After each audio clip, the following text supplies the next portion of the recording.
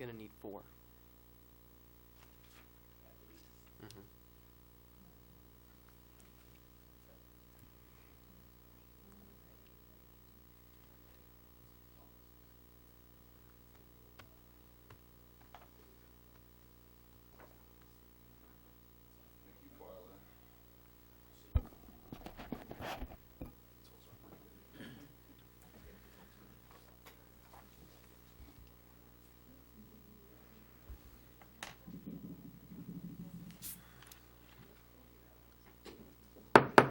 Good evening. I'll bring the Lisbon Town Council scheduled meeting for Tuesday, June 16th, 2015 to order. Please stand and join me in the Pledge of Allegiance.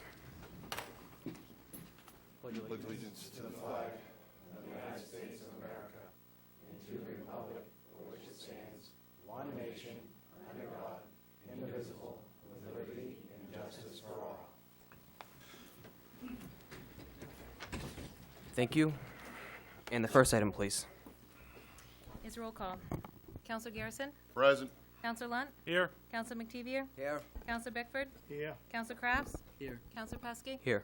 And Counselor Burnell? Here. And the next item, please. Is good news and recognition? Let's start off with Tracy. I guess they call me good news, I'm not sure. Good evening, my name's Daniel Buck Souls. I am the new owner of Daniel Buck Appraisals, Auctions, Fine Art, et cetera, that's taking over the crafts building. We've spent the last 6 months spending a lot of money on getting that building done over, and I was invited to come tonight to give everyone an idea as to what we're doing there. And what we're going to be doing is, at the top level, will be a 2,000 square foot art gallery. We're not talking general art, we're talking about more of a higher end art gallery. There will be paintings there in $100, $200 range, but there also will be paintings there, such as 2 paintings I have hanging there right now, which are by Norman Rockwell. There are very few people in Maine who have one, never mind private galleries or public galleries like I've got. On the lower level, and that's about 2,000 square feet, on the lower level we've got almost 4,000 square feet that's going to be an auction gallery. And it is an auction gallery. We're going to hold our 3rd auction tomorrow evening, which will be dealing with art and antiques predominantly, but we also will do a great deal with collectibles and estates, et cetera, et cetera. So we are open. I wanted to come in and introduce myself because I know a lot of people probably went by and went, who is Daniel Buck? And I am relatively new to Lisbon Falls. I'm not from the area. My wife has told me never mention that I'm from another state just south of here. Excuse me? I don't. So, but I am relatively new to the area. I've only been in Lisbon Falls now about 5.5 years. My sweet wife is a OR nurse at CMMC, and that's what brought me here to Lisbon Falls area. So, but it's a beautiful gallery. It's a type of thing that when you walk in, you'll see things that you won't normally see anywhere else. And it's hopefully a very peaceful area right along the river, and I invite anybody who wants to stop by, even just to sit and relax and look at artwork, be happy to have them stop by and take a look. So I thank you for your time. I thank you for inviting me here, and hopefully I'll get to see you all there. Thank you. Perfect. Thank you very much. Sounds great. Oh, the ribbon cutting. We have a ribbon cutting coming next Tuesday at 3 o'clock also. I'm sorry. Tracy, would you like to go next? Thank you very much for giving us an update on that, and I heard your last auction went very well, so excited for you. We had over 100 people there. Very good. Thank you. As you know, I think probably for the past year, I keep saying that Lisbon will go mobile app, mobile app, mobile app. We are officially mobile app. And so I will post the QR code for people to download. But for the iPhones as well as the Androids, you can go in and search Lisbon. Actually, the town of Lisbon is what it's under. And download it, click onto it, and you'll see a nice picture of the water. You'll also see right now, this is for the business directory, so the Shop Lisbon, all the businesses are listed in here, and I will continue to work with them to get everybody on board. If anybody's coming to the community, they can just look for a category and what business they're looking for. Roger, are you on here? No. Well, also there's some photos, and the photos right now are Moxie, so it takes you, because we are right gearing up for the Moxie Festival, so it takes people directly to the Moxie Festival site. If you go onto the town info site, that will take, you can go to town officials, the town website, event calendar. You can do pay online, parks and trails. Mark, so we'll have to update that. And it basically just takes you directly to those websites. So it's quick access for people, and I encourage everybody to start downloading. Perfect. Thank you very much. Does council have any good news and recognition you'd like to share? Yep, I have an item. The Lisbon Community School PTO held their auction at LCS on the 12th, and they raised over $6,000 to benefit the students at the schools, and I want to thank them all for all their hard work. That's awesome.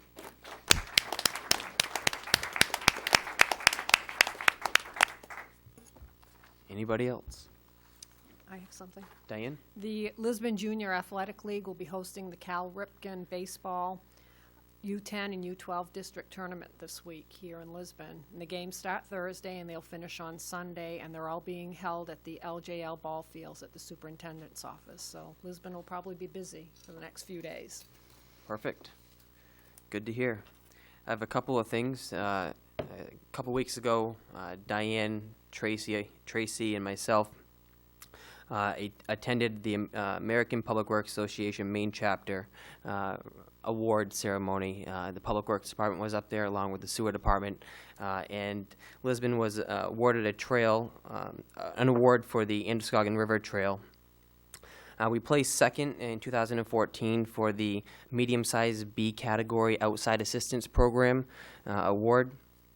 And it focused on the trail, and they talked about how, what type of project it was. It was a great it was a great thing for Lisbon, and Public Works did a good job along with everyone else involved. And now Mark and Sherry and their team are doing a good job with maintaining it and putting the trail to good use. And it was great for Lisbon to receive that award. Let's see. I also had the opportunity to attend the 8th grade graduation last week. That was a well-attended event. They need a bigger gym at the middle school almost. I was standing room only, so it was great to see. A lot of proud kids, a lot of proud parents, and it was great to see everybody in happy spirits. And is there anything else? Seeing none, next item, please. There are no public hearings. It would be audience participation and response for agenda items. I'd open the floor for audience participation regarding agenda items. Anybody? Tracy Austin, 72 Webster Road. Just want to find out a little bit more. I know I have attended meetings prior to this in regards to lists being made of town-owned properties. So I have just a couple of questions. What is the procedure and plan for the order of 2015-163? Is there action to be held tonight? And if so, if counselors are related or members of the interested parties of these abutters of land, I would hope ethically that members would abstain. And then my other question is regarding some of the other ones that were on the list is if these are planning on being parted out, who is covering the cost of surveys as well as the legal documents to have all of that done. I think those are my questions. Thank you. Is there anybody else? Seeing none. I believe we'll have more discussion on that later tonight, and I'm sure you'll stick around for that. I'm not sure what the direction the council will take tonight. I know I have my opinion, but I can't speak on behalf of the whole council at this point, so we'll see when we get down to that order. And the next item, please. Is under the consent agenda. Any counselor wishing to have any item removed may do so now. Items removed from the consent agenda will be considered next. Order 2015-160 to approve the minutes of June 2, June 8, and June 9. I'd open the floor for a motion. I'll make that motion. Is there a second? Second. Any discussion? All those in favor? Order passed, 7-0. Under council orders, resolutions, and ordinances. I don't see Chief Brooks here, so we'll move 2015-161 to the end of the council orders and resolutions and move on to 162, please. All right, seeing no objections, order 2015-162, the Beaver Park Cab and Rental. Yes, Mark and I will do this one together tonight. As you know, the Beaver Park cabin is currently vacant since Verler made her retirement official. Mark and I have had a lot of discussions on what to do with the cabin, and we are still working on a solution, and we also recognize that we need to have a presence out there when the cabin's open, and even after it's closed at night, because, people are going in and out of there. And then all of a sudden, our prayers were answered when Sherry Garnett expressed an interest in living in the cabin. And Mark and I talked about it, and we thought that was a great idea. And I sat down and talked with Sherry a couple of times, and she's got a lot of good ideas to promote the park, and even in the winter months. So we think it's a win-win situation if Sherry and her family could move into the park and keep an eye on it and answer the calls of the public and collect money throughout the time that she's living there. And she's an hourly employee, so what we'd like to do is to not charge her rent in exchange for her to work those additional hours. And we did check with the rules and regulations, that's all fine. What we need to do is get an agreement in place, which I'm going to work with Dan Stockford to make it mutually agreeable to all of us. But we were collecting $375 a month from Verla when she was living there. But she was salaried, and she was getting a lot more money than what Sherry is making. So our recommendation tonight is to allow Sherry to move into the park effective July 1st, work out the details of an agreement that's amendable between the town and Sherry, and go from there so that we can have a presence up to the park. Open the floor for a motion before discussion. I'll make that motion. Is there a second? I'll second. Is there any discussion from council? I think it's a great idea. We need to have a body out there. That's definite. Yes. Couldn't ask for better people. I appreciate, Sherry, you stepping up to it. I am excited to see you out there. It's going to be good. And just so the public knows, I've had a couple of questions on how this process would work. If anybody could apply to live in the cabin. And unfortunately, because it is on town property and how ordinances are wrote, not just anybody can live in the cabin. It's got to be an employee, and it needs to be an employee what we'd prefer to be through Parks and Rec. And, our pool is very narrow due to the size of our department, and fortunately we have Sherry that's willing to do it. Some people question if this was a backroom deal or something along those lines, and it's not a backroom deal. This is a process we had to go through.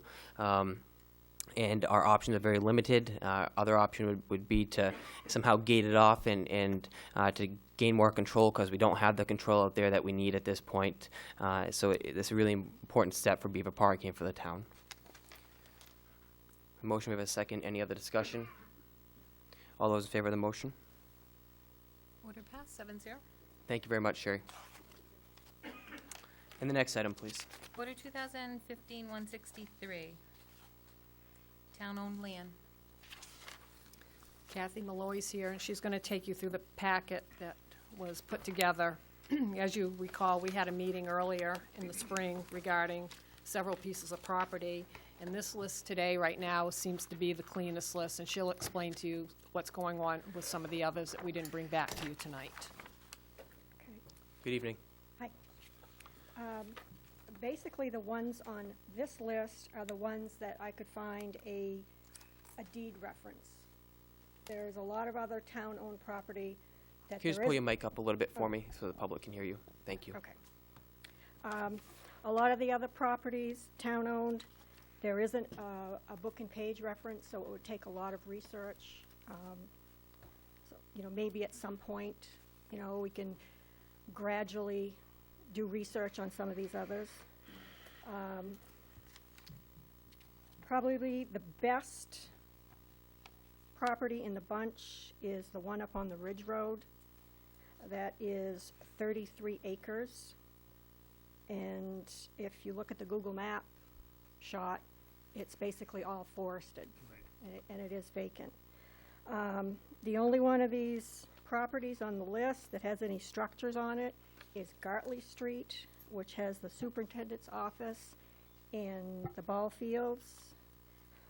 That is a large lot with 22 acres, and it's my understanding it's on there for the possibility of maybe splitting some of that acreage off because it is such a large lot. The other large lot is the one on Summer Street. That is vacant, but it is a town park, and that is zoned resource protection. So any use would be very limited because of that designation. And the rest of them, the Ann Street, the 3 on Bowden Street, the Perillo Street, those properties would probably only be of any value to an abutter. They all have access issues. There's really isn't any access to these properties. They're landlocked. And with each of these properties, I've included a Google map, a tax map, a deed, with the exception of map U5-191. That doesn't have a deed, but it has the tax lien that the town foreclosed on, and the copy of the property record card. Just so the public has a little more background on this, several months ago, the council asked the staff to gather and put together a list of all the town-owned property that we had, because councilors felt we had too much town-owned property. Ms. Malloy and Dennis Douglas took the time to put a list together. It was a very, very extensive list. We asked them to go back to the drawing board and look at the property that they felt that we could sell and bring that back to the council, because everything wasn't accessible. Not all of it could be sold for one reason or another, and this is where we are tonight. This is a follow-up piece to conclude this process. Does the council have any questions or comments for Ms. Malloy? One question I have is the Gartley Street map lot U1648. That portion, that was inquired on by the Open Door Bible Church several years ago. They were denied through the school board to buy that.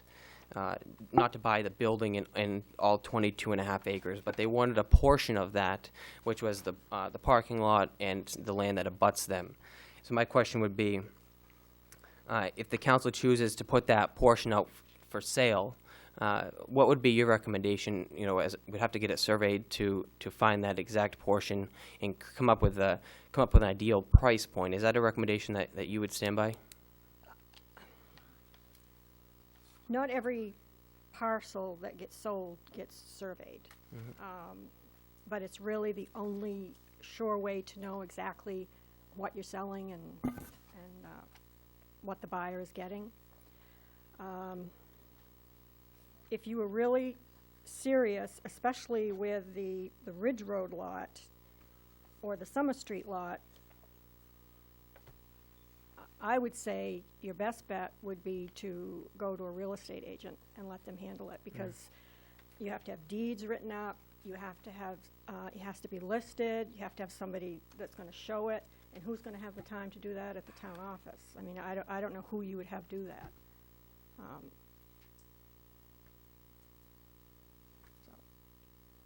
All right. That was my question for Ms. Malloy. Does the council have any other questions for her before we move on?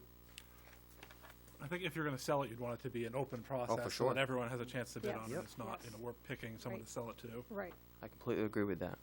I'm sorry. Go ahead. I think it should be made clear, too, if you're selling anything, whatever use the person is intending for the property, there's still a permitting process. I mean, it doesn't mean that, the town is sanctioning, you can build whatever. There's still a permitting process. You'd still have to go to the code enforcement officer and get permits for anything you want to do. But most of these properties, it would just be a buffer for, for a landowner. There's not much that can be done with some of these properties.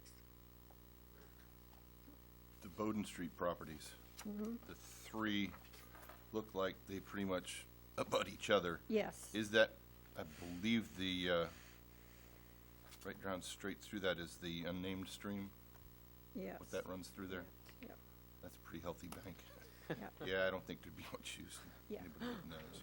I don't even think the abutters would want it. Now, if there was any legal fees or any surveying that had to be done, that cost could be passed off Be to whoever's rolled into buying the it. cost of, yeah. Right.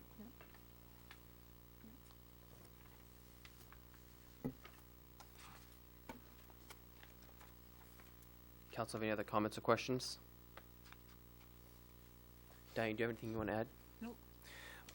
For the parcels, Ann Street, Bowden Street, and Parillo, how's how you say it, Parillo? Perillo. Parillo.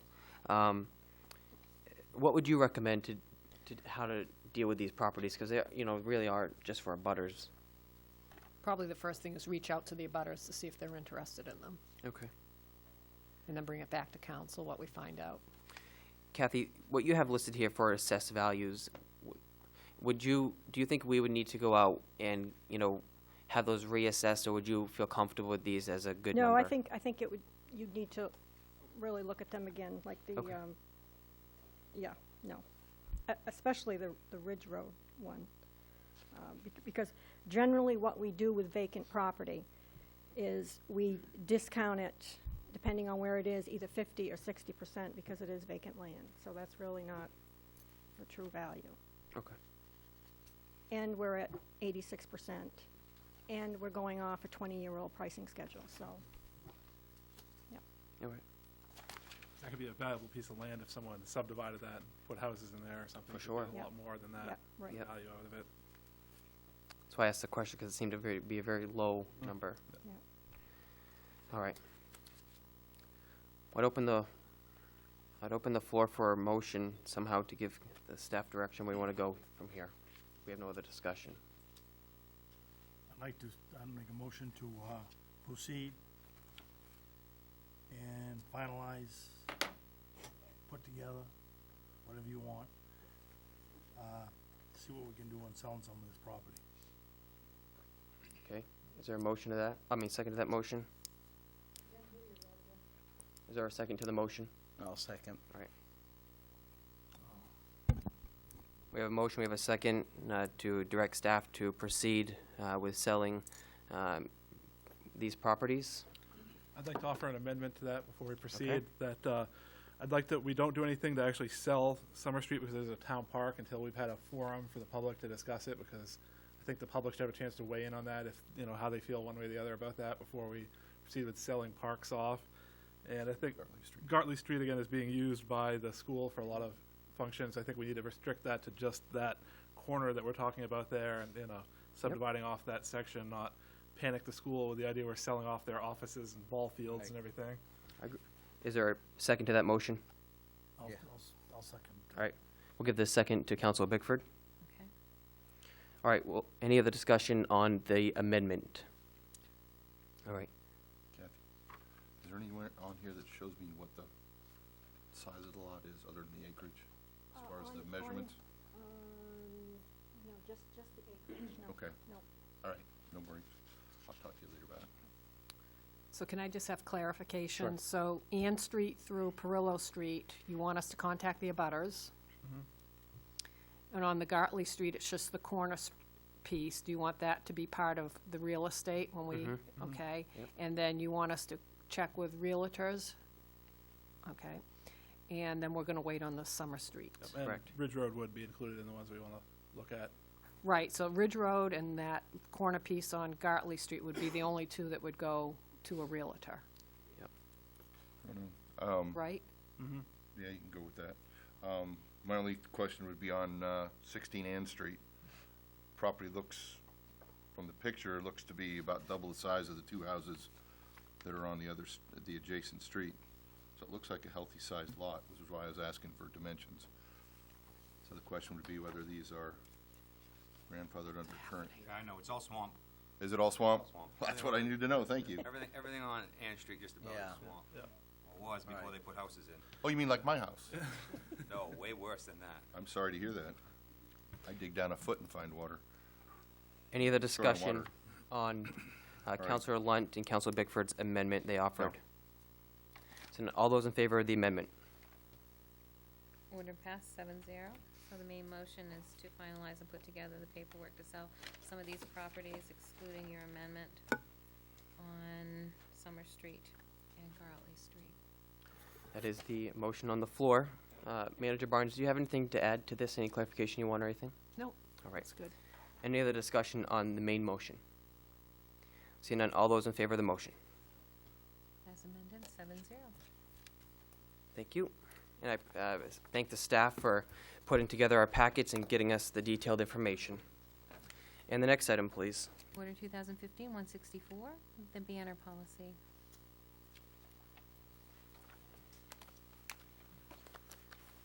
Hello. You have in your packets, I think at the last council meeting, we accepted the poles that Fairpoint had donated to hang banners across 196. And I was asked to come back with a policy. So just need your feedback in regards to that. We're actually going to be adopting the policy tonight if it's all set. Yes, especially as we have festivals coming up as well. So we just want to know the direction you want to go. I would also like to just add to that, I had a conversation with Ross Cunningham with PCL, and they do summer concerts, and we got into discussing the banner. They normally hang a banner up basically all summer. And so the request is how will that go with PCL when, for the summer, the application goes for 2 weeks, and the 2 weeks is so you're allowing other people an opportunity to hang banners up. The concerts, he's asking for 7 weeks from July 13th to August 31st. I told him that I would bring that before you as well as we discuss.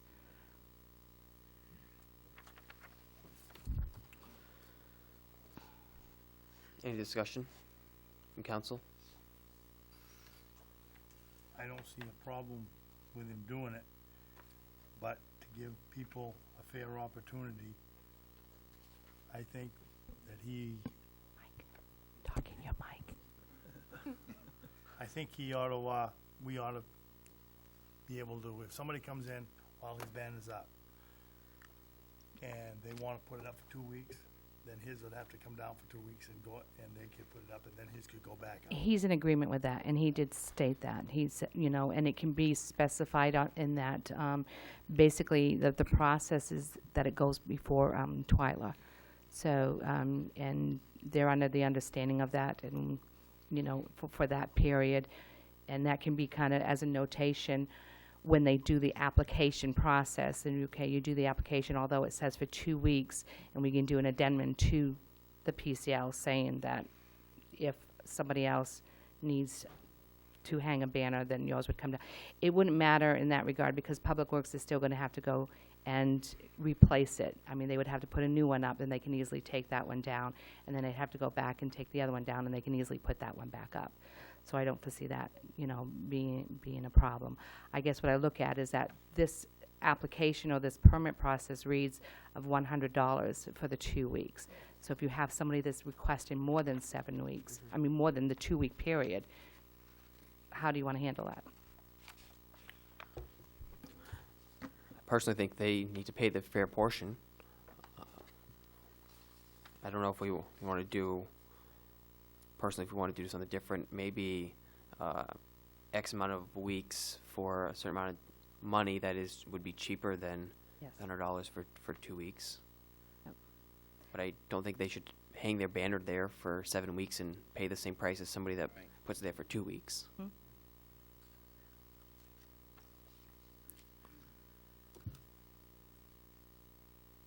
I'm in agreement with him. What would you recommend for? Well, I mean, one of the things you look at is as far as right now, I mean, it's very much so a trial period, is because this is new. Lisbon does not have a lot of and as you can see from it, would be only for nonprofit organizations because it's advertising, events. That's what it is. It's community activities that are going on through the nonprofits. The majority of the time, there probably isn't going to be anything up there. It may get busy you know, so then you might have to kind of change it a bit. I mean, the template I used was really from Auburn, and I don't know if you've ever been through Auburn, but every 2 weeks there's a new banner up there. We're not really in that situation now, so I could see somewhat of some flexibility. You know, when you're advertising the concerts, the concerts run all summer long. It's not as if you are leaving a banner up for one event that's going to take place. You know, if you have a banner up that's going to hang for 4 weeks prior to an event, that's a different story. But if you have an event that is every weekend, there is the event going on. See what I'm saying? Right. So you're letting them advertise or promote that event for each week. But during that time period is when the summer concerts are. It's not like, you know, we'll put Moxie Festival up, but Moxie Festival will go up for the 2-week time period. It will go up 2 weeks before the festival. That Monday after the festival, that will come down. And what they want to be able to do is be able to put the PCL, the concert banner, right up, is because guess what? That Sunday is going to be the concert in the park. So I guess that's how I would determine that. I mean, it's certainly your preference, but that's... The other thing is, I think the charge is more for Public Works, cover their costs for putting it up, taking it down. We're not really charging them for advertising, so. Well, Good could point. there be a fee of just every time it's gotta go up and down? And they put it up, take it down? I mean, you don't want it, I wouldn't wanna charge a whole lot for something like that, 'cause Yeah. obviously it's non-profit, but. Well, if that's the position we want to take, then I would read this $100 fee being basically a service charge to put it up and take it down. Yeah. And so if somebody else comes along and wants theirs up, they pay you $100 to put theirs up, and if PCL wants theirs up again after that, They pay another then $100. it'd be another 100. I think that would be fair, and if theirs stays up for 7 weeks and nobody else wants to put a banner up, then so be it. I'd go for I that. think that'd be fair. Go for that. Okay. I mean, I don't want to price PCL out of that. Free concerts there. Taking any comments on, No, not right now. No. I'd be good with that. So you want to change the language to read instead of, because we have it for the time period, so the time, well, do you still want to keep the time period in there because you still, you know, you want to limit that? You don't want Yeah. banners just hanging up there for I months on think you can just months. put that council reserves the right to extend the duration, the 14-day duration. Or leave it with staff. Right. Or, I mean, yeah. if we're not going to have a Yeah. meeting or something, I don't want to call a Exactly. meeting for Yeah. something like this. Okay. So, Yeah, leave it at town manager's discretion. and is it gonna cost $100 for them to take it up and take it down? Maybe it wouldn't be that much. I mean, we just wanna cover the cost of what it's gonna Right. cost for them to do Yeah, that. in my conversation with Ryan, I mean, the $100 is certainly going to cover the cost, because you figured, you know, you've got to take everything in consideration, is that you're taking staff, and Right. depending on if you're talking a 2-man group, then you're pulling them off of another job, and then you know, so you're going to go up, and you're going to set up, and then you've got the time that you are there. Fuel, Yeah, it costs more than you might think. Exactly, so $100 you know, is probably pretty when, easy. when you're Yeah.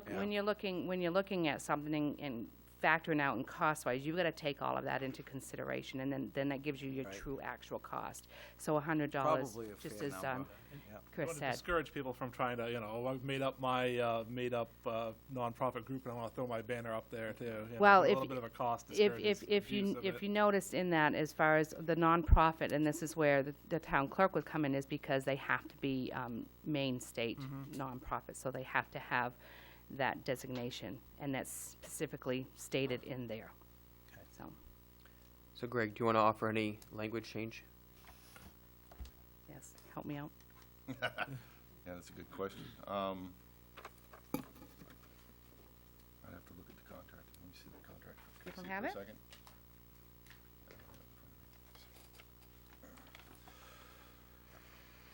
We could just add number 5 at the end there. It could be something like a clause of banners may remain up longer than 14 days at the discretion of the town manager.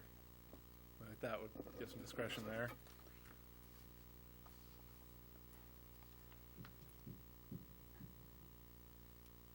Stood up to for a minimum of 14 days? To be, yeah, I'd say, $100 for a minimum of 14 days, no fees prorated, refunded, maybe extended at the Discretion of the town manager. discretion of the town manager. Okay. Put it on her plate. Yeah. That's what she needs, more stuff on her plate. Do you want to, We go back up, right, you talked about? So before we amend this, I want to note in paragraph 3 there, it says 20, and then in parentheses, the number is 30. Oh, yeah, Just wanna that make should sure be, there's I might like, change it from Auburn, Yeah. probably from the length of the street, but want to make sure that's corrected if we amend anything. Yeah, good catch. want to mark Followed on by mine? 3 and 4. Next Oh, one and followed up. by 3 and 4. Yeah, if you- 3, you're but right, 4 yeah. in parentheses. Right. Just slipping here. Okay, well, that's why I'm counting on you guys to kind of look through that. and then we want to add, I would say to 5 that you would want to, should we put language on to the end of 5 to, say PCL wants it up there, we have somebody else come in after 2 weeks, so we take the banner back down and they I want to think put if it you back up. still leave it to the discretion as far as in the town man, if you want to put some sort of language in there that it says, if any one organization, because you're just kind of looking at, something else could come up where we may have, No, I'm talking about a fee. or You know, a fee structure. After, it- after that 2-week period, if it comes down because someone else another group wants to put something up there, and then we put it back up, I think they need to pay another fee to have that. Absolutely. We can- Oh, I agree. Yeah, we That can should add count that as in a there. second time, that it's just the manager can extend it, but if it comes down for any reason, they have to pay the Right. $100 again, put Right. it back up there. That's the cost is. So you want to write all this down and Yeah, give I'm us trying a to work on motion? that. right. Well, and I They can work can with, extend it week by week or every I just say at the After the discretion of 2 the weeks? manager, and that way it's, she can do it day by day or week by day week. by day whatever. or week by week? I can work with you on We can, that. let's work on some language and we'll bring it back. How's that to you? Yeah. Yeah. We'll We figure can something out. email it to you anyways, as far Right. as on that, just to see, make sure we have So we'll it. just table it. Let's do that. Madam Clerk, table to the next agenda, please. We'll move it to the There you next go. agenda. Yeah, whether we want to do it, because once they get their 2 weeks, you want to extend it week by week so that somebody comes along, they want it up. Right, You've just extended it for 2 weeks. yeah. All right. Yeah. Thank you, Tracy. We're making progress. That's what counts, See you right? next meeting, Tracy. Moxie. All right. And the next item, please. Order 2015-165, permission to close streets for Moxie Festival. Here I am again. Hopefully you all have received the street closure. Yep.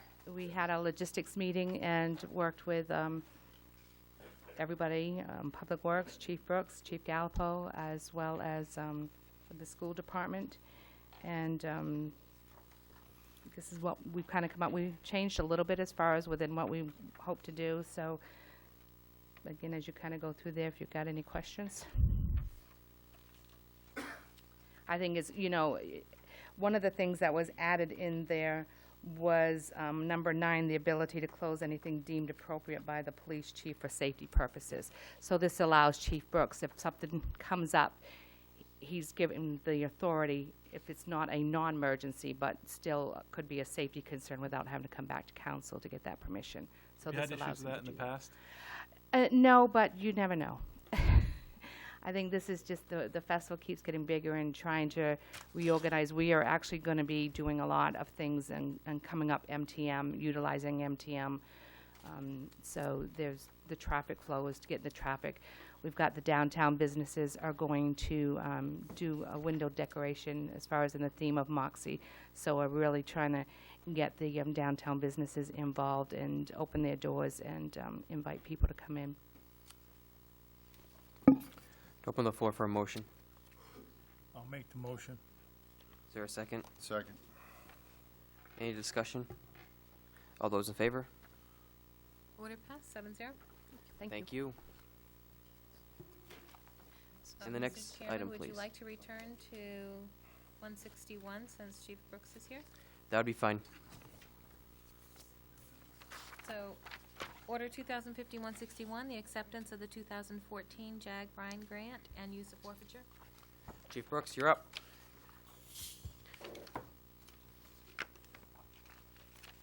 Good evening. Good evening, thank you. I believe you all have the memo to the manager that pretty much explains the process. You approved the grant application a number of months ago. The grant was received, and now I need to move ahead to make the purchase, and the offsetting amount will come out of forfeiture. And that's for the rifle plate vests. The original ones that we looked at, which we all questioned at the time anyway, clearly have not been approved by NIJ, National Institute of Justice, which has the standards for bulletproof vests, have not passed their muster, so we're looking at another vest. Open the floor for a motion. I'll make the motion. Is there a second? Any discussion? Go for it. Keep the officers safe. All those in favor? Order passed, 7-0. Inclusive of both? Mm-hmm. Okay. Thank you. And now we'll move back to 166, please. Order 2015-166, the dispatch update. How would you like to Yes. start? Sheriff Eric Sampson is here to talk about the dispatch, and Chief Brooks might want to step forward too, and we've had a couple of meetings, so he might want to. Yeah, I don't know how much history, I'm Eric I Sampson, know. by the way, I'm the sheriff of Androscoggin County. I don't know how much history you guys know about what's happened, but late March, early April, I received a letter asking if we could provide Lisbon Police Department, Town of Lisbon, different offices with dispatch services. From that letter, we had several conversations, meetings involving myself, administrative staff, your town manager, and the chief. We met with engineers for radio services, as well as IT people, discovered that the actual communication aspect of dispatch services was the easy part. Where we discover the barriers were records management. I kind of been trying to explain to my commissioners, there's three different aspects to our communication division. We have the PSAPs 911 calls, we have the dispatch services, which is the radio communication, and we have the records management. Looking at a consolidated effort with our agency, your agency, and the people we provide services to, we figured would be beneficial as far as the county would go, and might be of interest to the town of Lisbon, as well as some of your current customers. You know, it's to be determined. We started exploring the idea of the records management. It has been looked at historically several times. The costs are always changing. They seem to be, the market seems better now. I updated and worked with my commissioners over what was available, the processes we were looking at, and some of the timelines that, you know, the town of Lisbon may be looking at if they were interested, which would be, let's say, January, for instance. Throughout the course of it, contacting with IMC, communicating with IMC and the engineers involved with radio communications, we discovered a grant was available specifically for this, for the records management aspect of consolidation services when it comes to dispatching or records management. We met with the chief and the town manager again. We went over that. We've had our IMC coordinators from the departments and our systems meet. We've had your IT provider, our IT individual meet. Sites have been visited, things have expanded. At this point in time, in working with the county commissioners, we have several options if you are interested in coming to county service dispatch. The fee structure has been shared with your town manager that was set by the commissioners. You know, those are budget decisions for you, as well as, you know, the type of service you want, you know, whether it's local or county. It's what we have to offer. In speaking with the commissioners about the advantages to us owning a records management service or system, as well as dispatch and that seamless 911 that everybody talks about, there's huge advantages for us within the county, providing services for communications record management, where currently our records management is through Lewis and Auburn 911. We talked about budgeting. We've inquired with IMC. It's taken a little while to get prices back. We're in that process. We looked at your timeline if you were to go forward with it and maybe doing something budgetarily wise January 1st. Obviously, we discovered the grant. The grant is of interest because it could cover the costs. So now we're piecing that out. At this point in time, and talking with your town manager tonight and Chief Brooks earlier, there's a timeline to apply for the grant. It's July 2nd. We've had all of the IT, IMC, records management people work together, spec things out. The county has consulted with two different firms and paid for this just to make sure we're covering all angles as far as what we would need for equipment to adequately provide the service and have a system that's not only capable for today's needs, but if another town of Lisbon were to call, we don't want to keep rebuilding this process. There's some problems with integrating your data that you currently have into the current system. As a matter of fact, we find that's where the major costs are. I actually met with somebody this afternoon again to look at what we're doing, and there was recommendations made. At this point, to move forward with the grant, it's obviously to encourage consolidation and partnerships. We would be looking at Lisbon signing off on the grant with the county if we were to move forward July 2nd with applying for it. I've spoken to different departments that we provide service to as far as records management, because some have dispatch services with no records management through IMC. There was support for it. So I will probably go around afterwards getting letters of, MOUs? Yeah. Basically to better our chances of receiving the grant. But for all purposes, the reason why it brings us to actually applying for it or looking for it is the ability to join services with the town of Lisbon and the people you provide service to. And talking to town manager tonight, we would be looking for, by a July 2nd date, authorization from you if you choose to be interested in or choose to want the service through the county to sign on the grant with us. I don't know if that, and again, I know there's a lot of things to decide. I'm not asking for a decision tonight, but if there is interest, we have a timeline, and we would be looking to apply for that grant, obviously on time. We were looking at dates earlier today. Apparently October is a date where they have funding available. The grant, they're awarding 4 grants of up to $500,000. And we're looking to include every possible aspect we can into this. Software, hardware, equipment, upgrades. Things have been described as finite. The better quality you buy, the better service you'll have, the less maintenance issues you'll have. So we're really, it's given us ample planning time and ample time to decide what is it we need to do this. So I don't really, did I miss anything or? No, you went pretty fast. I'm sorry. I haven't eaten supper, so.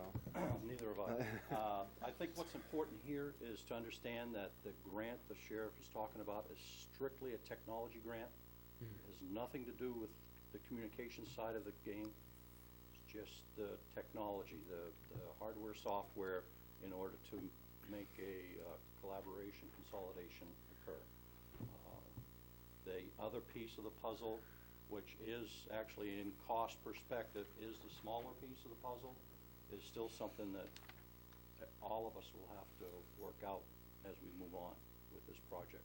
So tonight, the sheriff is looking for town's support in becoming the county's partner. Lisbon will become the partner in this grant. However, the county will be the sole grantee. They write it and they administer it and they do everything. But he is building it in such a way that whatever software, hardware costs we may incur in Lisbon is part of that grant. So, and again, October 2nd is the award date. October 1st is the award date. July 2nd is the deadline for him to get it in. So he's on a accelerated path here to get it in. From what I understand, he's still waiting for estimates from our software, our shared software people. So after October, once he gets it in, we wait. Then come October 1st, we find out. If it doesn't happen at October 1st, Through the Commissioner's Office, we've explored the idea of the budgetary process. Again, it's kind of hard to plan. There was a timeline concern with the records management aspect. I did get some information that it doesn't look probable that we could snap a switch January like it first described. We were explained today that it's probably a 7-month lag. But that is only after you have the financial capability to sign a contract. So if that puts things into perspective for you as far as what we're looking at timelines, but applying for the grant is something we need your authorization for. if the grant is awarded, the grant has an 18-month window. Yeah. So it would be as soon as we can within that 18-month period after the award. Not being date specific, but it's 18 months. Council, have any comments or questions? Yeah, we've always been told that the transfer wouldn't be immediate. It would take a while to do this, Some people think it was gonna be flip switch and they were gonna be with you, but it's not that way. Well, the problems here is that currently county is embedded in LA. They do not even own their own, it's not theirs, it's in LA. LA has total control of it. So aside from the grant, county is going to, well, it is their plan to withdraw themselves from LA to become an independent system. We are an independent system already, so then we would be collaborating with county, who becomes an independent system, to have a county system, while LA still maintains their own system. So the sheriff's piece of this is multiple pieces. Ours is just one step. I've been fortunate through this process to have somebody designated that is familiar with IMC strictly on this, and to work with Chief Brooks' staff to make sure, you know, everybody is seeing the same thing, as well as the IT people, and just, you know, the research for the grant. Our plan is, with a, you know, agreement that you guys are interested, or the council's interested, we would talk to the other people we're provided to, asking to sign on pretty much in support. Just anything to strengthen the cause and reduce the financial burden of the expense of this process. All right, so you still have to go and talk to the others that we've been providing for, correct? And discuss with them? I made an agreement way in the beginning that Chief Brooks would. You'll I wouldn't leave it. My ultimate goal would be to get them back anyway, but I did tell Chief Brooks that, you know, I'll talk to my people. I believe they know. Right, they have somewhat of an idea of what's going on. They haven't been met with and briefed, but we did indicate early on that our initial purpose with the sheriff was Lisbon only, but everyone knows Lisbon has other players here. So after tonight, we will probably be making some calls to have meetings with the other communities that Lisbon serves. All right, we don't want to leave them high and Well, dry. part of the and that was made very clear to me in the beginning, that, you know, these are all the people we get. Part of what we've spec'd out, whether it be dispatch or records management, is to include everybody. We're not overlooking anybody. Okay. So, but as far as the communication with it, I respected the boundaries. See, their records management system is in our house, the other community. Yes. Our contracts with them run They're coming calendar up, year? they're coming up. We'll have to Fiscal look at year. that, Fiscal but, year. Okay. They're coming right up. And we will have to, there's undoubtedly, we will have to extend those contracts for some designated period of time, once we know more after October 1st. I remember looking at the contracts, and there's a certain window we have to give them Yeah. for notice. Oh, yeah. Well, I think also what will be helpful for our purposes, and other PDs, would be that records management aspect. Like I said, this has been a pretty informative process, going right along, so, but there's a lot of pieces to it. You had mentioned possibly October 1st is when the state would decide on the on the grant. It's not the state, Federal. it's federal. Federal. Oh, Department okay. of Justice grant. I've been advised in my discussions with the county commissioners that there may be grants available for such types of efforts, but I'm not aware of any to date. I said, please let us know, because it's nice to share the burdens, but I don't know if there is anything available statewide. You mentioned a 7-month window to implement the process. So if please correct me along this process if I'm wrong on anything here. So if Lisbon and the county finds out in October, so it'd be 7 months before we could switch over. Is that what you're saying? What they're saying is, there's times where you're going to meet to almost rebuild your system.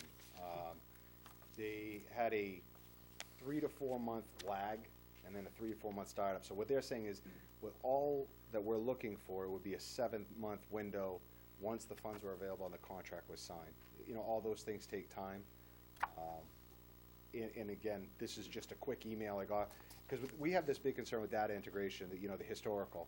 They're saying we could sit down, meet with you, and then 3 to 4 months from a signed contract, have you up and going. You'd have 2 IMC icons until we could get the integration done, which takes about 7 months. So for all intents and purposes, I'd feel more comfortable with saying the earliest you could look at, once finances are available and a contract is signed with your provider, is 7 months from that point. So if this was to go forward, we shouldn't count on switching over January 1. You shouldn't. Correct. Correct. Okay. So we're on the same page. Yes, All right. and like I said, this was information I got this afternoon. because this integration part is, I'm not an IT person. Yeah. But that seems to be, nobody wants to lose the data they've built. The other question I had, if the grant does not come available, and we are, you are not the recipient, do you have a rough estimate on what type of cost figure we're looking at? No. I mean, I can tell you from the dispatch issue alone, without the records management, it was affordable. Those figures have been looked at with our IT and the county commissioner. It seemed very amicable. I don't know remember what the cost would be to the town. I think it had something to do with the fiber lines and connectivity, and then there's charges monthly for that, for the, running of that. The records management haven't gotten a concrete estimate back yet. I did talk to the commissioners, because there's some advantages to having your own, and that's, I guess, for us, but we have motivation to have our own records management system anyway. We have a correctional facility that relies on it, and as time moves on, there's more and more things that are being used for that records management system, and currently our records management system is managed by somebody else. So the ability to have that in-house when there's an issue with our IT department there and our ICM coordinator there, and when we're dealing with things like our medical staff and HIPAA issues that are taking information off our records management system, or canteen services, court information, it's beneficial. So we're looking at that anyway, but again, in the interest of local tax dollars, if a federal grant's available, we're gonna do everything we can to try to obtain those monies, especially if we have multiple providers. We can't form an agreement with ourselves as far as law enforcement, civil, and the jail, so it's very helpful to have another big user part of that. So if the council tonight was to vote in favor of this, that we want to sign on to this application, come October, would you be coming back along with Chief Brooks to give us an update on, the outcome of the grant? And at that point, would then we have more defined numbers on what we have to spend? Because, one of the things for me is, I think we have a state-of-the-art, awesome dispatch center with awesome staff. I really strongly support our police department dispatch. So to me, this is more of a budgetary thing when I look at it, looking at how to save taxpayer dollars. So I have hesitancy with committing to something that I don't have hard facts on, because it's not, a service thing that, I personally am looking at. I'm looking at from a cost, taxpayer cost center. So I'd hope we get more information come October. You'll get copies of the grant once we apply, as well as any documentation go within, or that's included. But part of what will be included and the timeline that's been given to everybody, and so we didn't put all our eggs in one basket. We've met with different people that provide different aspects of this IT stuff, the IT world. We have to put in figures. So I don't think we could submit the grant without knowing the cost of what we're looking at. Okay. So you'll actually have that as part of July 2nd, or prior to, forwarded to you. Next week's really the time where we're gonna put everything together, and have that. So we should have figures, obviously, before the end of July, which would say next week is, beginning of July. Next week they should be available. Okay. And if the grant isn't awarded, we'll be back to square one to decide, where to move forward. Well, our budget process is a calendar year with the county commissioners. I had told them, before we even knew about the grant, what we were looking at. They supported, again, costs were a factor. Grant seems more likely to support the costs, but I will encourage them to probably budget for it. We'll know the grant before the budget process is closed. So we'll see. This says Plan A, Plan B. Plan A was to budget for the infrastructure. Yep. Grant came available, great opportunity. That was the Plan B. So, I can't speak for the county commissioners and if they'd support it through the budget process or the budget committee, but again, I'm advocating for the department, the services we offer, and what I feel like the value you're putting in the technology you have here. We're trying to create that model right at home too. Perfect. Council have any comments or questions before we move on? All right. So I'm gonna look at my questions real quick, see if I have anything else. And Sure thing. I say, don't we have a meeting on the 30th? Already scheduled. If you have any major questions, you can Yeah. table it till then. I looked over my questions I prepared beforehand, and I don't have anything else. All right.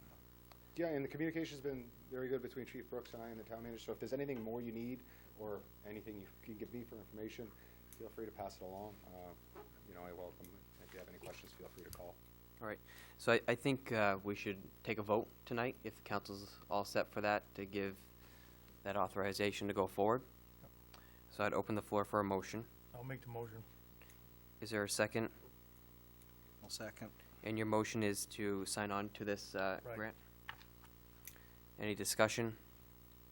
Well, last thing I'll say is, I heard about, communications beforehand with a different sheriff, different town manager, and I've also heard how the communication and meetings have gone with you, Chief Brooks, his staff, the manager, and it's nice to see county and local government come together on this process, because I was a little nervous, to be honest with you, starting this process on what that relationship was going to be like. So was I. Good. So I appreciate it, and I hope we can continue down this path. Thank you. All those in favor of the motion? Order passed, 7-0. Thank you very much. If I may, where you voted on this, just to give you a little more background on this. If this does come about in time, the Lisbon Comm Center, the plan is that the Lisbon Comm Center Yep. will become the backup to the Right. Enniscorn County Comm Center. Maybe Right. that's already been said tonight, Yeah. I don't know, but, nothing here. Everything will stays there, right? be Right. I actually recommended Consoles to radios. RIT Right. after the site visits and inspections, and I looked at it, I said, you can tell at face value, that's a well set up, well organized. It would be advantageous for us to use that as a resource. So that would be the plan. Mhm. Do full build, we would still, that would have a purpose. Thank you. Thank you. And the next item, please. Order 2015-167 to set the school budget referendum date. All right. In our packet, we have, I gotta find it here. In our packet, we have a schedule here that's put together by the school department business manager and Ms. Lysetto on a schedule that we needed to fill in with legal deadlines and timeframes. They proposed several different options we had originally in our packet. Through email today, we got another one that they recommend we go with the August 11th, with August 11th as a referendum vote on the school budget. I don't know how the council feels, but I was looking at this late last night, and looking at the time frame that we have. If we hold another election on August 11th, or another vote, and if that school budget fails again, we're going to have to hold another election, and then we're going to have the November election because of how the time frame would work. I do believe that we can make it work if we put off the vote from the recommendation of August 11th to August 21st. That would be one day prior to we have to by state law. And then if the budget fails on August 21st, then we could hold the next vote on election day in November. So we wouldn't have to have another election in between. Now the problem that I was thinking about with this is the tax commitment has to be done in August. So if we have the election, or I shouldn't say the election, the vote on the school budget on August 21st, the town staff has to commit taxes beforehand. So they have to commit taxes off of the May 19th budget the council approved for the school department. So we can either go with their recommendation of August 11th and possibly have to hold a special or an additional vote probably in October, or we can move it later and possibly not have to have that extra. Those are the two options that I looked at. I don't know if any of the counselors looked into it any further, or your position on this matter. But it does cost money every time we have to have that election, and I'm not convinced the budget will be passed at the next vote. Depends on the voter turnout. So instead of the 11th, it'd be what? if we went by the schedule that I was looking at, the vote for the school budget would be August 21st. and the council would vote. 10 days. The council would vote on the school budget on July 23rd instead of July 14th. I think we ought to try to have a vote before we're committing taxes. I think it's the only reasonable thing is to give the people another voice before it goes out again. Otherwise, you're using procedure to avoid the will of the public, and I don't think that's a good idea. It was just an option that, Yeah. I looked at all the options Yep. that we had. Well, the and- other problem is, the longer we go for the school budget, less options the school has, particularly for hiring teachers. Mhm. I would rather see the referendum ballot go out the 14th, For- if we can push it, push what The we have to 14th? do. 7, You want the 14, you want the council vote on the 14th and the, The referendum, the actual vote on the 14th. I believe from the schedule we have from Twyla, the earliest we would be able to do it would be July 28th. And she said that's pushing it too close. Because you wanted to do a public hearing. So the ads required for the public hearing have to be on a certain time frame and not less than 2 weeks 2 weeks, okay, I in was between to thinking a week. advertise it, Okay. so. When I we- would still recommend doing it Because as we soon have- as we can. Right, there's the one in the packet that we had that was Yeah. the 14th. Says I the wonder where 14th. those numbers came from, if they were not The four- accurate. I think There was you- no public hearing. If there was, Yeah, no. okay. at the bottom it says if the school committee okay. changes the budget or not. Okay, right, And they are going to change the budget, talking to Mr. Green, so okay, we have to have a public hearing. And then we need to get on that as soon as possible. yeah. The 28th would be the earliest we could go then. Go with the Correct. 28th. That would give you a real shortened time frame of about 5 days for absentees.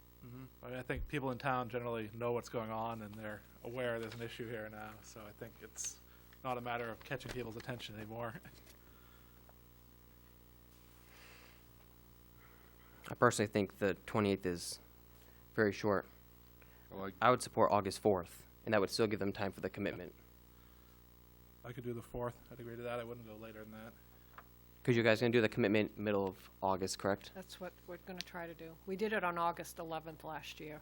all right. Taxes are Knowing due that September 15th. First Tuesday in August.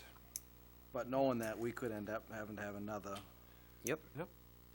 We could, but that's not, I, We'll cross that bridge when we yeah, get there. exactly. If that's what the council wants, we'll have to do that. Could go along with the 4th. It's first Tuesday in August. Real easy to put out the info. So we go with August 4th. The schedule we have published, or in our packet, at the bottom it says if changed budget by school committee, that would be the one we'd follow. So let's see. Is Kathy Messmer in the audience tonight? The school committee's planning on getting their vote to the council after June 29, right?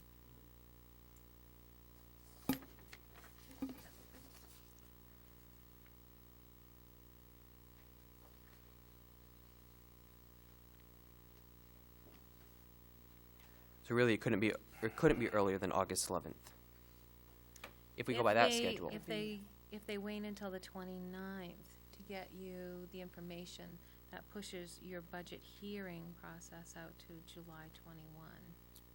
If they got us the information if they met on the 22nd and get us the information on the 23rd, then it would work for August 4th, correct? That is one scenario we had.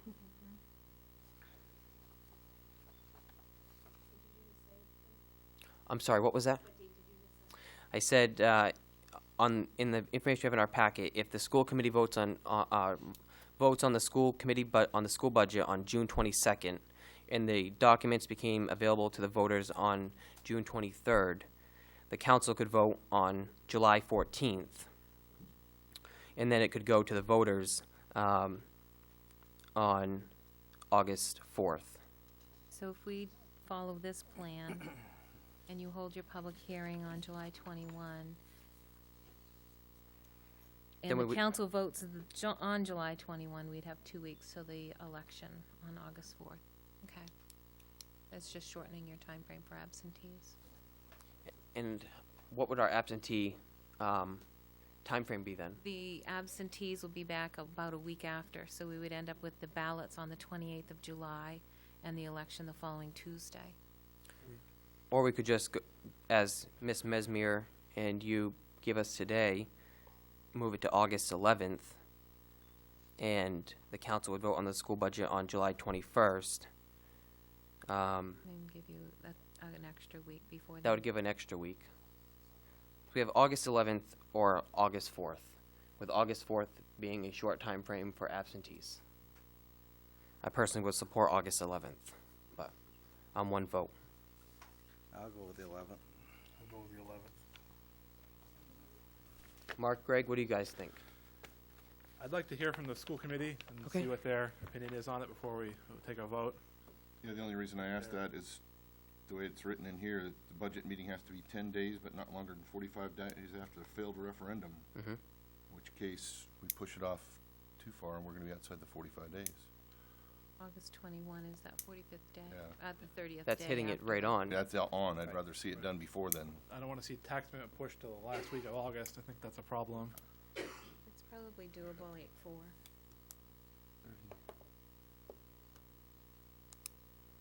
Failed here. If, How would you push that to 45 days to be in August? When did it fail? Failed on the 9th. Yeah. That'd be 30 days, 15 more would be, because we have, 30th. within 10 to 45 days, the council has to re-vote on the school budget. Yeah. And then 30 days after that, it has to go back to the voters. I understand that. That's how you would move it into August. The vote maybe, yeah. Yeah.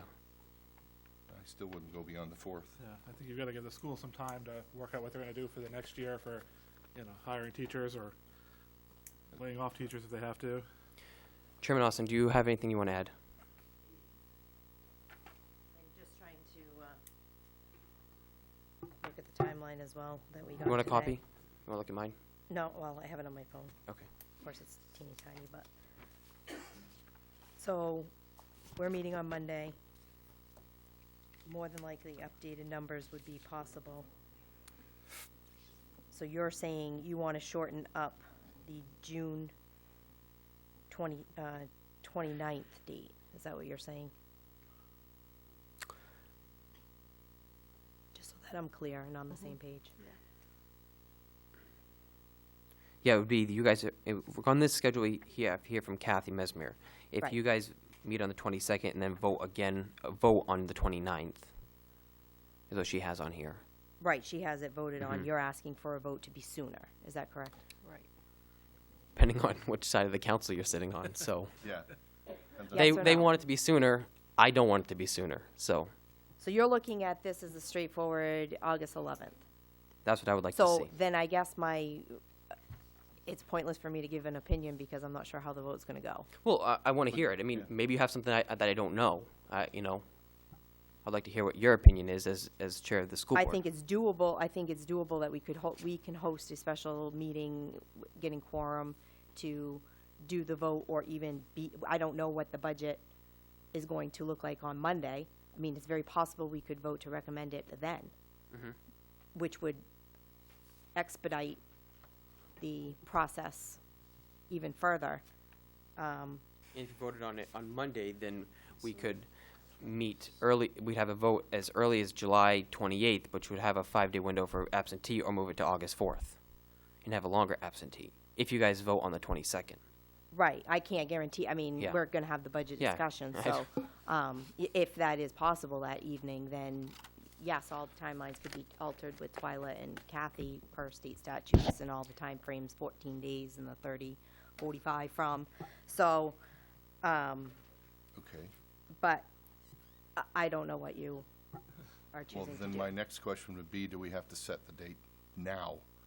If they, for some reason, don't get their budget done, and we set it for, say, the 4th, but they don't agree in time, then we're sort of shooting ourselves in the foot.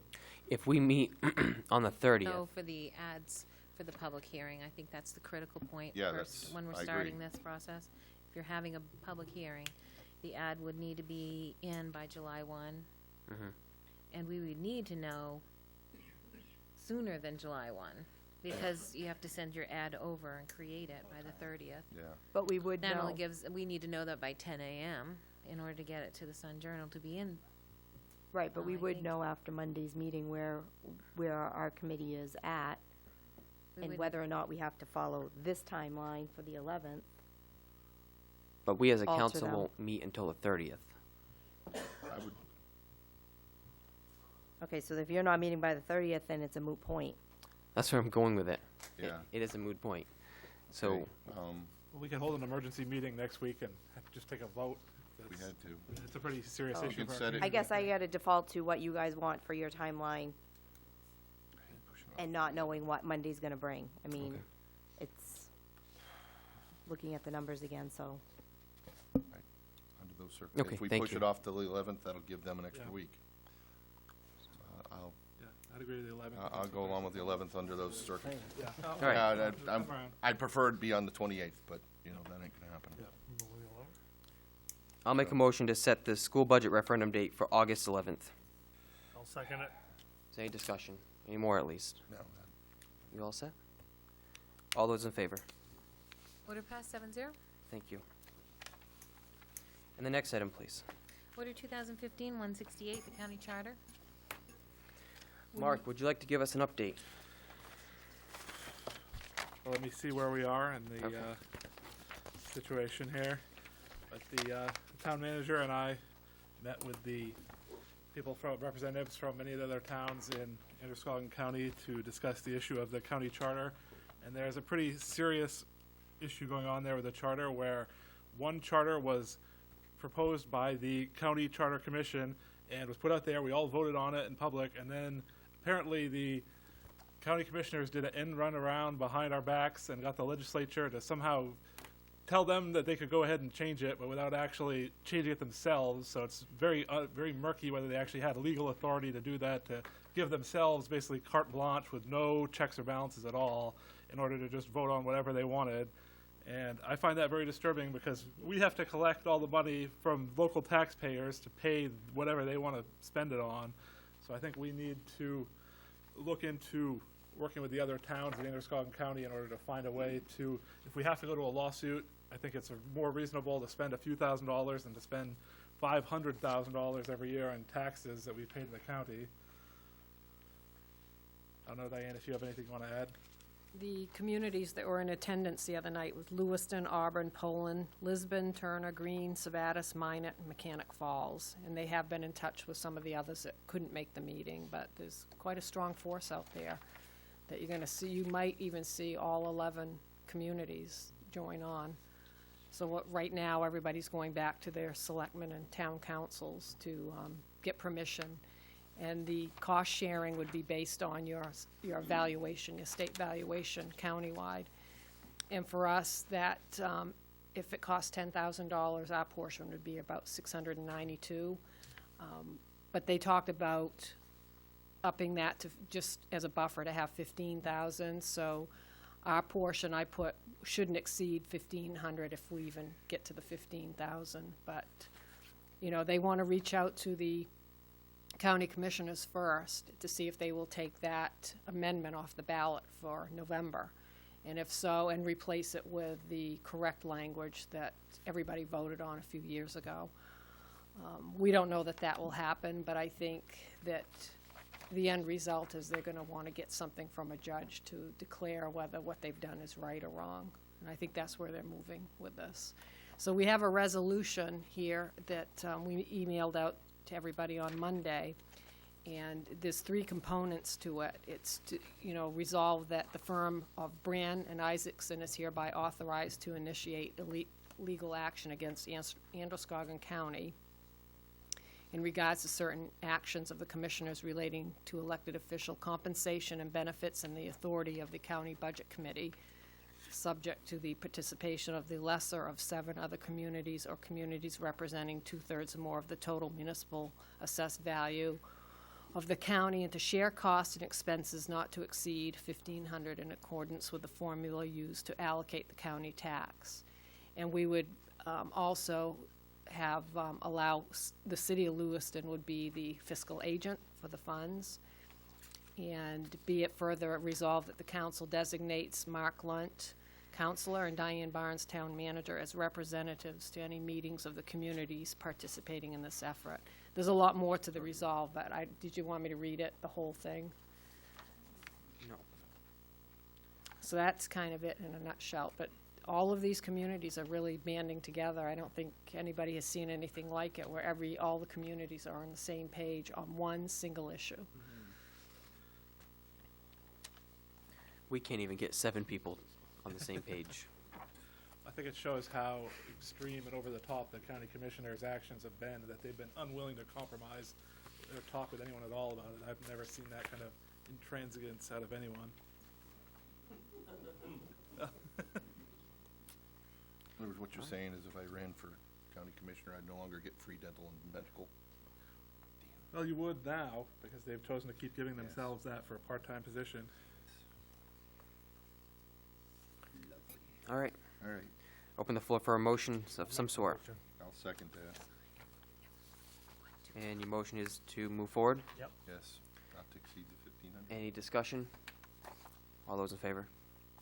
Order passed, 7-0. And we have 2 resolutions for you to sign, one to give to whoever we needed to, and one to put in your council book.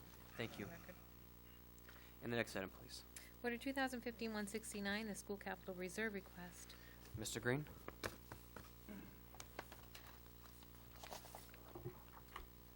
Good evening. In front of you, you have an updated capital reserve request.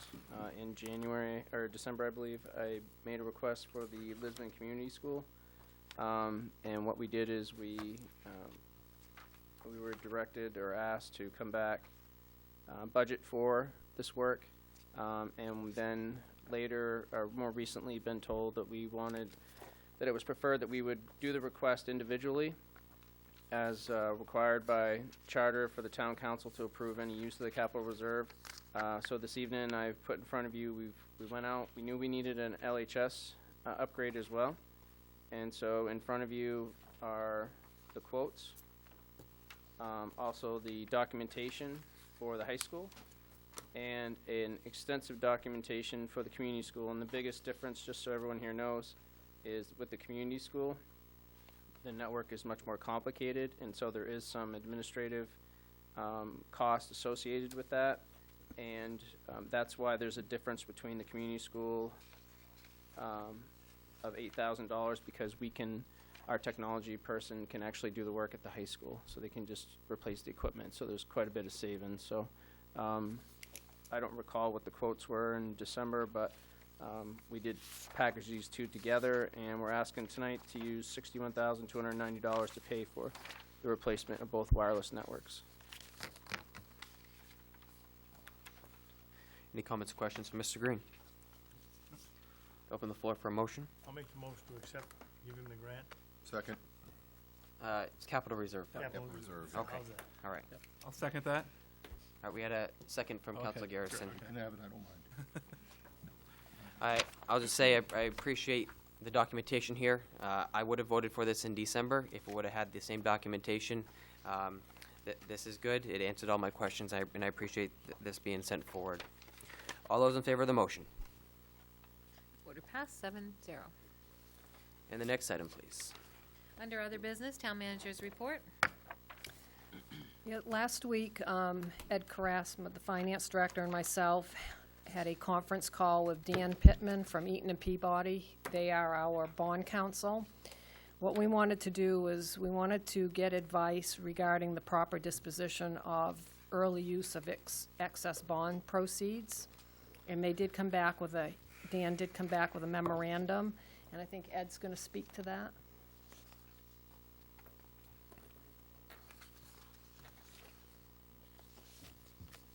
Good evening, Good evening. distinguished council members. There has been quite a bit of debate since I've been here, since the end of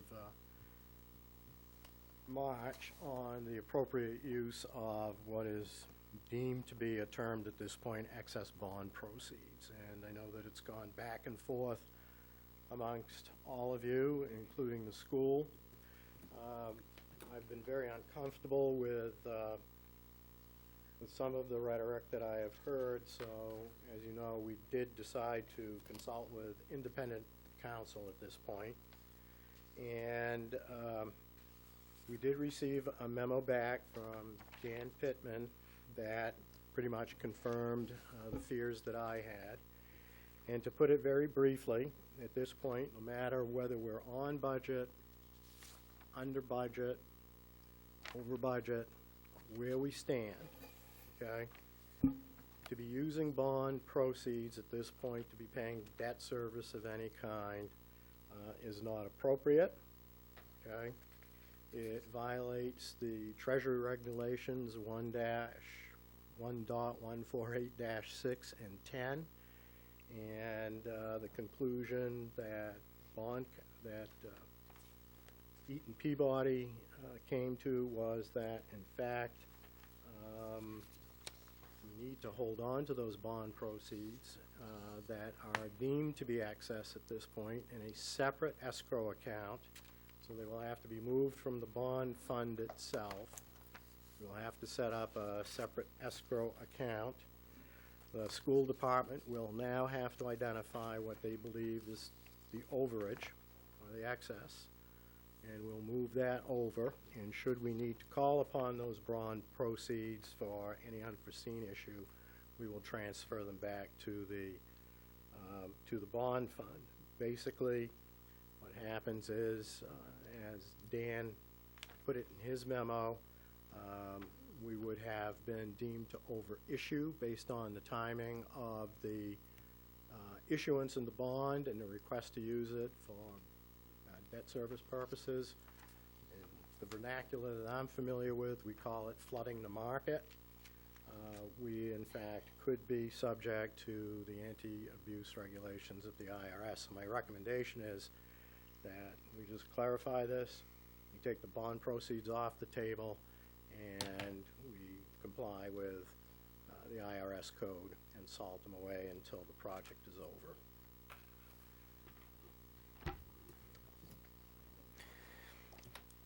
All right. Diane, do you have anything else to add? I'll add that the last council meeting, when we came out of executive session, the council did vote to direct town staff to deal with the town's independent bond counsel on any thing related to the bonds for the track or the gym going forward. I appreciate, Ed, you giving us that update and the staff for that. I failed to mention one issue. Excuse me. At this point, we will be using the remaining proceeds of the track to offset debt service, but you folks as the council will have to have some sort of a public hearing and take comments from the public and then vote to appropriately return those to the trustee. Thank you. And the manager does not have anything else. Move on to the next item, please. Is the school budget referendum timeline? I think we We dealt with already that discussed that. pretty Yes. good. All right, so we'll revise it to comply with August the 11th. And the next item would be the audience participation and response for new items. Open the floor for any audience participation. Mr. Gordon. Just come up to the podium, please. State your address, name and address, please.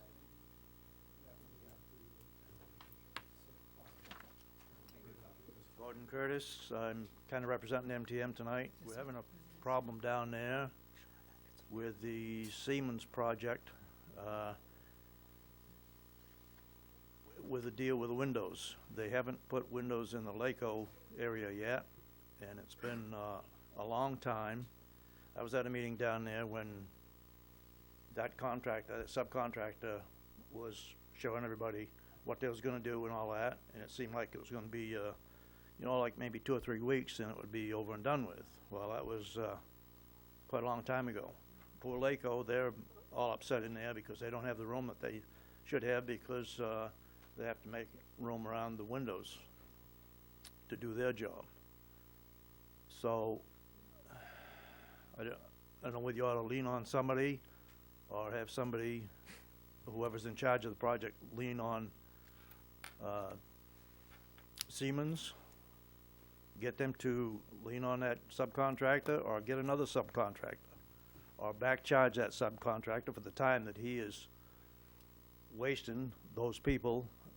They're not like the Historical Society isn't making any money in there, any revenue in there, because they're place is upset also, and probably about the same thing with LACO. So, that's my story. Okay. Thank you. Thank you. I believe the council and the manager also received an email regarding that same complaint. The manager did respond to that. I don't know if, Diane, if you want to provide an update. Yeah, we had a meeting with Siemens last week regarding the windows, and they are placing the order. I don't know if they got back in touch with you, Mark, on a timeline since our meeting. Is it the same, are we talking the same window? Oh, we're talking different This windows. is reference to the email we got this afternoon, late this afternoon. Oh, so it's from- not the same meeting that we had last week? No, they did Okay, respond. sorry about Siemens that. responded to that. The subcontractor, basically, I think they failed to order the right amount of windows. And Okay. it's what's happening is they started on one side of the building, went around, and LACO happened to be at the end. And they were, first batch, they were 2 weeks late ordering the windows. They took all the windows out, boarded them all up, so we were boarded up for 2 weeks. The windows came in, and when they put them all in, they realized they didn't order enough. So now LACO is still in the dark after nearly 50 days, nearly 2 months.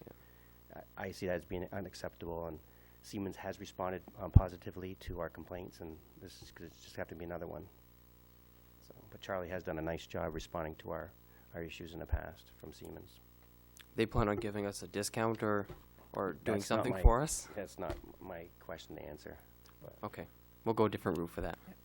We'll follow up on that. Thank you. Anybody else? Ms. Fitzgerald? And can you just send an email to Mr. Mr. Curtis, regarding, Dorothy Fitzgerald, School Street, Lisbon Falls. The fiscal year ends June 20th, and my question is, has Van Tynen completed their revaluation and given it to the town? Also, there's a lot of discussion on the school budget and voting on the school again, and has the town council completed and voted on the town budget? This fiscal year is ending. is that all your questions? I guess so. All right, so the fiscal year ends June 30th, not June 20th. Mr. Van Tynen is in the process of the reevaluation. The manager and assessing office was in contact with him last week. They're in contact with him again this week. He was in the office. I asked the same question today. Hopefully we'll be getting a response because, as I'm sure you were at the meeting, he said he would have some stuff in May, and we are in June. So it is not where I expected it to be either. So when I find out where he is, I'll let you know as well. In the town budget, as I mentioned earlier tonight, we're going to be having a special meeting on the 30th of June to vote on the municipal budget. We put it off for several reasons, and there's one more item that I'm still waiting on before I'm willing to vote on the budget. So it might come forward on June 30th, but if we don't have one more item that I'm looking for, I won't vote in favor of it, and that's the police study. I want to see that before I vote on the budget, so we'll have to wait for that, see what happens with that. But we are expecting to vote on June 30th on the municipal budget. Anybody else? Mr. Cody? The Mill Street Hill, are they gonna do anything with the paving on that? They are. It's terrible, huh? If you meet a car in a hill, it's sending you out through the woods like, you go around them. Thank you. You're welcome. Mr. Albert? You just mentioned the Norm Albert, 2 Cynthia Drive. You just mentioned that police report. Do you guys have, I know when we were doing the public hearings a while back there was some mention of it closing in pretty quickly there. Any estimate that's going to be in before the 30th? Have you heard back anything yet? They are within their timeline. When we agreed to it, they had, in the contract, there was a set schedule. And if they get it to us beforehand, then we're in good shape. But if not, then the council will have to decide if we hold, we continue on operating on the same budget and through fiscal, starting the new fiscal year off. Like last year, we didn't vote on the municipal budget till the last week of July, so we might have to put it off. That'll be a What was council their- decision. What was their timeline? Did they mention they give a hard and fast, like this is our end date by? It or was, there's- no, or it you was said- 90 days, 90 Yeah, days 90. after they received the information from us. Just for clarification's purpose, when was that we supplied that? They should have it to us by the end of June. I don't know the exact No, date it's that okay, I they, that understand, be. yeah. Thank It's you. going to be very close, very close. Thank Yep. Nope, no, Ms. Fitzgerald, we already took your comment. Anybody else? Anybody else? No, I'm not taking another comment. Seeing no other comments? Move on to the next item, please. Is under appointments. Order 2015-170, Planning Board resignations. A regular member, Jim Lemieux's term will expire in 2015. It creates a vacancy for 2018. Open the floor for a motion. I'll make the motion. Is there a second? Second. I noticed that in here he mentioned he wanted to be an alternate, so he'll have to reapply for alternate, correct? Or can we do that in tonight? You could accept his resignation and reappoint him and appoint him as an alternate in one motion, yes. Okay. you could. Is that your intention? We have a motion on the floor, so I'll offer an amendment to that motion to appoint him as an alternate. Second that. Is there a Ms. Oh, there you go. Oh, that's right, because Mr. Long is, yeah, okay. Thank you, Is there an alternate who would like to be moved to that Mr. Long. open seat? Mr. Long. Okay, so, Yeah. right. To do that So we'll first. just do it. So we have, hold on a second here. Withdraw the amendment? We'll need to accept his resignation first, and then we could add it to the 30th to put Mr. Long as a regular and put him as an alternate. Can we just put that to the agenda? We'll accept his resignation tonight, Mr. Lemieux, and then on June 30th, we can appoint him, Mr. Long as a regular and Mr. Lemieux as an alternate. Yep. Okay. We can wait and do All right. that. So we'll withdraw your amendment. I'll withdraw my amendment, and Council Garrison, you would second that withdrawal? Okay. We have a motion to accept the resignation of Mr. Lemieux. We have a motion. Any other discussion? All those in favor? Order passed, 7-0. And thank you for the point of order, Mr. Fellows. And the next item, please. Order 2015-171, renewal planning board member. Karen Parady's term will expire in 2018. Open the floor for a motion. I'll make that motion. I'll second that. Any other discussion? Thank you, Karen. You do a wonderful job on the planning board. All those in favor of the motion? Order passed, 7-0. And the next item, please. Order 2015-172, a renewal library governing board members. There are two of them. And both have asked to be resubmitted. Sally Lunt till 2018 and Claire Parquette to 2018. Open the floor for a motion. Mark, you wanna give that? Sure, I'll make that motion since there's no pay involved. I'll second it. Any other discussion? All those in favor? Vote is passed, 7-0. And the next item, please. Order 2015-173, the Ethics Panel. You received a letter from the school committee. Their representative, Lorraine White, is applying for reappointment to 2018. Open the floor for a motion. I'll make that motion. Is there a second? Second. Any other discussion? All those in favor? Order passed, 7-0. And the next item, please. Order 2015-174, renewal assessment review board members. There's two of them. Don Fellows has indicated that he would like to be renewed till 2018, and Miriam Morgan Alexander is verbally asked to be reappointed to 2018 as well. Miss Alexander, we don't have anything actually written, just verbal, you said. Just verbal. No. Would open the floor for a motion. I'll make the motion. Is there a second? A second. And both of these can be done in the same motion, correct? All those in favor? Order passed, 7-0. Doing okay, Greg? So far, so good. All right. Next item, please. Order 2015-175, a renewal appeals board member. Bruce Marshall has indicated he's willing to serve again until 2018. I'd open the floor for a motion. I'll make a motion. Is there a second? Second. Discussion? All those in favor? Order passed, 7-0. And the next item, please. Council communications? All right. We'll start over here. Council Garrison, you have anything? Not at this time. Council Lunt? I just want to reiterate Mr. Cody's issue with the Mill Street. That street is really bad, and it really does need some improvement. It's fun to drive on. Yeah, it's like a roller coaster that makes your wheels go flying off. I think we need to see some improvements there. It may need more than just a repavement, unfortunately. It's getting to the point where it may need a reconstruction on just a short section on the hill there is really bad. It's fun on a motorcycle. Yeah. All right. Councilman Materi, you have anything? Yes, I do. I just want to clear up something. I could have brought it up earlier during the land stuff, but I figured I'd wait till council communication. There's stuff going around on social media, and it's kind of sad that it comes to this, and people start posting stuff that ain't true and stirring the pot, as somebody may say, and that's what it's doing. It's causing division, causing problems in the town.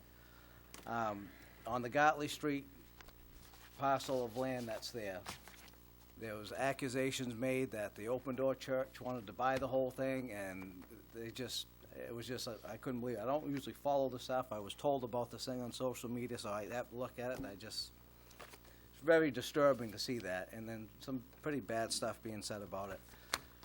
To clarify everything on it, years ago, when that property became vacant, the church offered to buy it.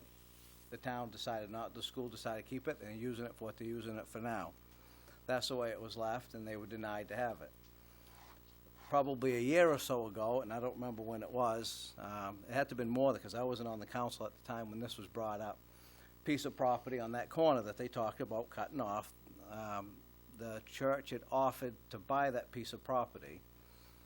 They wanted it so that they could cut trees and push snow back to make more room. They also offered at that time to give them full face value of what it was worth and to let the school department have the parking lot that's there because they said they needed the parking lot and whatnot. It was a win-win situation. Nevertheless, they got turned down. The school department decided they didn't want to sell it. So whatever reason, it's coming back up, all this other property, so they thought maybe to cut that piece off.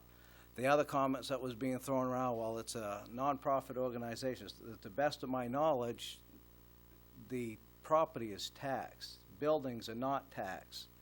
The town would acquire tax money from that property.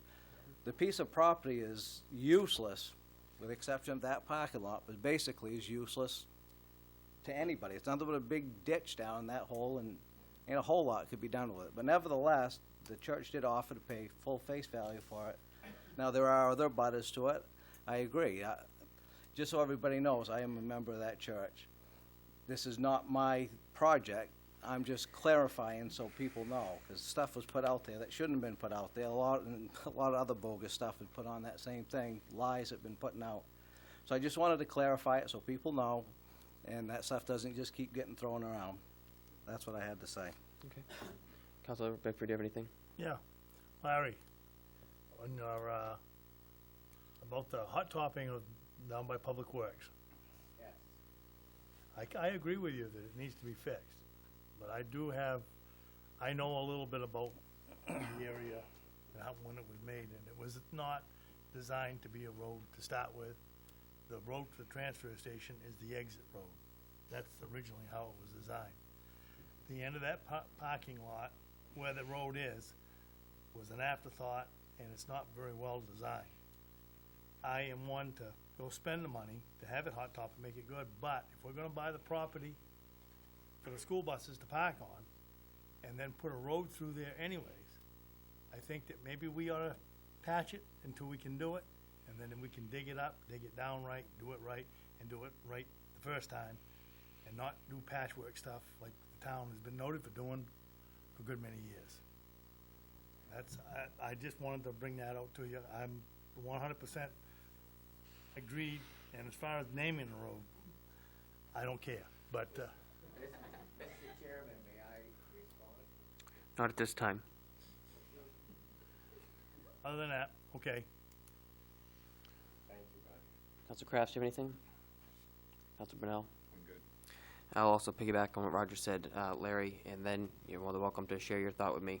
As Councilor Bickford had addressed you personally, I got your email on naming the road, and I believe you got a response back from the assessing office. you might not agree with it, but that's a response back out of the assessing office. And I believe, if I remember correctly, the manager's office informed us that they are planning on fixing that portion of that road out of this fiscal year budget, if I'm correct. So hopefully that will be getting done soon. Do you have anything you want to add to that? Yeah, I do. Okay. On topic, though. On topic. All right. He brought up the naming of the road. You brought up the naming of the road. So I can address that. Sure can. Thank you. I originally put in an email to the assessor's office asking for the proper procedure to go through. Okay? She said, okay, just fill out and tell us what you want, send it in to us, we'll evaluate it, and then give it to the council. Said, if I need to do anything else, let me know. At that time, she indicated there were no written procedures to do any of this. So I said, okay. I followed her guidance, and then I got an email back. It says, refer to ordinance so-and-so that says you gotta have 2 residents before you can name a street. You wanna tell me how many residents are on Sug Avenue or Sug Place or Sug Road or Sug Drive? There are no residents on that one either. Now the E99, E911 is supposed to be for people in emergencies and find this and that. How can you find something if it doesn't have a name? Whoa, wait a minute. How can we not name I'm going to say, just for the sake of argument, a road or a street that everybody in this town uses, okay, on a daily basis except the days that it's closed, okay, and we can't name it. I get your point. So with the Sug Drive, if you read the ordinance, it has to have 2 different addresses, 2 different numbers. Sug Drive does. They have the high school and they have the middle school. That qualifies. With the Public Works garage, the Public Works garage and the transfer station is considered one address at this point. In order for it to be named, it has to have one more. And that's my understanding of it, so I appreciate you sharing your thoughts. Okay? I think a solution here would be that we could informally name the street with your suggestion, Larry, and it wouldn't actually be a public street because there is that issue, as you say, it's closed some days, and you can't just close off a public road except with a vote of the whole board. That's all right. Yeah. Larry. It's pretty uncommon for someone to have I understand. Larry. It's Larry. not very common unless you build new roads to have road namings. Okay. You're welcome. I will conclude council communications. I want to say thank you to the people that have contacted me over the past several weeks. As those of you that are in the audience that have contacted me know that there are 2 sides to every single story, and there are a lot of things that have been put out there from different groups, special interest groups that, as you have learned through stuff I provided, that is not accurate. So I appreciate those people contacting me to get the actual story on exactly what happened. I also wanted to clear up a situation regarding the latest petition that was filed, or the first petition that was filed for a special town meeting for the school budget. I've had several people call me and ask me why the petition was held up in the clerk's office. I want to inform those people that the petition wasn't held up in the clerk's office. When the petition was sent in and dropped off at the clerk's office, it has to go through a procedure. Our clerk followed the procedure to a T. It was sent off to legal counsel to look at the formatting. When legal counsel looked at it, we as a council knew that petition was not going to be valid. But it's not the council's position to inform the public that was not a valid petition. When it come back, she went through the same process again, and unfortunately, the clerk was put under a lot of nuisance from different people, different organizations that wasn't called for. But she still got the job done with integrity, and she got the job done right. And I applaud the clerk for that and her staff. One other piece that I want to address onto it. It is one thing to disagree with a public official. It's one thing to disagree with town staff. But at the end of the day, the staff work in the town office. And people are not going to come in and harass the staff. It's not going to be tolerated. In that group, you know exactly who you are. It's not going to happen. The manager will take action to ensure that does not go forward. The staff does not deserve it. They are professional. They have integrity. And last thing I want to address is during council meetings, I know there's a lot of discussion that happens up here, but every little thing that is said in the audience, we can hear it up here. It's very distracting. Tonight, I heard a lot of mumble jumble in the audience. I was going to wait till tonight to address it. In our council working rules, and I ask that all of you abide by our council working rules, that the talking cease. We can't have it anymore. If there is talking during the council meetings, I'm just going to ask you to leave. It's very distracting for all of us up here. And once again, I appreciate everything the staff is doing for us with our recent stuff that's happening in the town. Before we move on, I also want to say one more thing regarding the executive session tonight. It is possible we will have a vote to follow. It is not a definite, but it is a possibility. And with that being said, any other council communications? Next item, please. Order 2015-176 to go into executive session for 1 MRSA Section 405-6A, Town Manager's Evaluation and Contract. I'll open the floor for motion. I'll make that motion. Is there a second? Any discussion? All those in favor? Order passed, 7-0. And we'll be staying in here. All